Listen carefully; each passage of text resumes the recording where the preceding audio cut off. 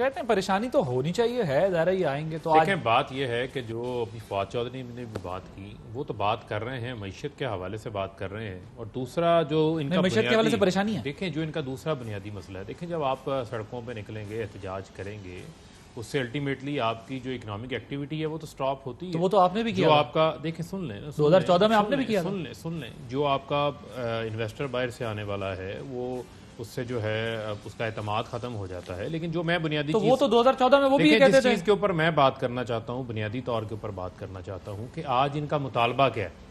5 بار تو پہلے اے P Cs ہو چکی ہیں. جس دن وزیر اعظم عمران خان نے حلف اٹھایا تھا انہوں نے کہا تھا حکومت ناکام ہو گئی، ہم حکومت کو نہیں چلنے دیں گے. مولانا فضل الرحمان صاحب تو یہاں تک کہتے تھے کہ پارلیمنٹ میں حلف ہی نہ اٹھائیں، بعد میں اسی پارلیمنٹ میں جو ہے وہ صدارت کا الیکشن لڑنے آ گئے تھے. ان کا جو بنیادی مسئلہ ہے مجھے آپ یہ بتائیں کہ پیپلز پارٹی کی مخالفت کرتی رہی نون 5 سال میں. ایک لانگ مارچ کیا انہوں نے مہنگائی کے اوپر؟ کوئی لانگ مارچ نہیں کیا. پیپلز پارٹی نون لیگ کے ساتھ جو ہے وہ فرینڈلی اپوزیشن کرتی رہی، کوئی مہنگائی کے اوپر انہوں نے لانگ مارچ نہیں کیا. اس وقت بھی مہنگائی تھی، اس وقت بھی چینی مہنگی ہو رہی تھی، آٹے کا بحران اس وقت بھی آ رہا تھا، پیٹرول کی قیمتیں بھی اس وقت بڑھ رہی تھی. لیکن آج کیا وجہ ہے کہ یہ سب اکٹھے ہو گئے؟ جو وزیر اعظم صاحب بات کر رہے ہیں، کسی کو پاپڑ والے کا غم ہے، کسی کو فلودے والے کا غم ہے، کسی کو ٹیٹیوں کا غم ہے، کسی کو منی لانڈرنگ کا غم ہے، کسی کو ایان علی کا غم ہے. یہ ان کے مسائل ہیں. ان کے مسائل عوامی مسائل نہیں ہیں. اگر عوامی مسائل ان کے ہوتے تو 11 شوگر ملیں ہیں آصف علی زرداری کی، وہ کہتے میں نہیں نجائز مضافہ خوری کرتا، میں 70 روپے کلو چینی بیچتا ہوں. کہیں نا آج شہباز شریف بھی اعلان کریں، حمزہ شہباز بھی اعلان کریں، نواز شریف بھی اعلان کریں، مریم صاحبہ بھی اعلان کریں کہ ہم بھی 70 روپے کلو چینی بیچتے ہیں. ایک منٹ گزارش سن لیں نا یار، آپ تھوڑا سا اس موڈ سے باہر ہیں. اب آپ گورنمنٹ ہیں. اگر آصف علی زرداری صاحب یا شہباز شریف صاحب یا سو اینڈ سو صاحبان چینی مہنگی بیچ رہے ہیں تو ان کو پکڑنا آپ کا کام ہے.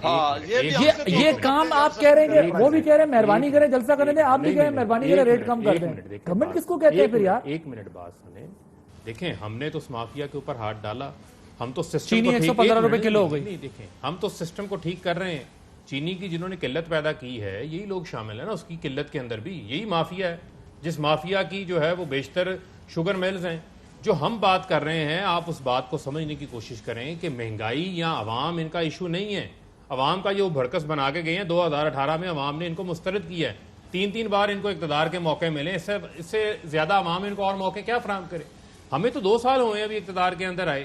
ان کا بنیادی مسئلہ جو ہے وہ مسئلہ یہ ہے کہ ان کو این آر او نہیں چاہیے. یہ کہتے ہیں ہم اپوزیشن ہیں، ہم ڈیموکریٹک پروسیس میں. آپ نے دیکھا کہ کبھی قومی مفادات کے اوپر کوئی اپوزیشن جو ہے وہ کسی حکومت کو بلیک میل کرے این آر او لینے کے لیے؟ فیٹف کے بلز کے اوپر جو انہوں نے کیا، جس قسم کے بائیکاٹس انہوں نے کیے وہ کسی سے ڈھکے چھپے ہیں. پھر یہ کہتے ہیں ہم جمہوریت کے علمدار ہیں. ایسے لوگ جمہوریت کے علمدار نہیں ہوتے. ہاں یہ کہتے ہیں ہم جیلوں سے نہیں ڈرتے. واقعی جیلوں سے نہیں ڈرتے، ملک سے باہر چلے جاتے ہیں.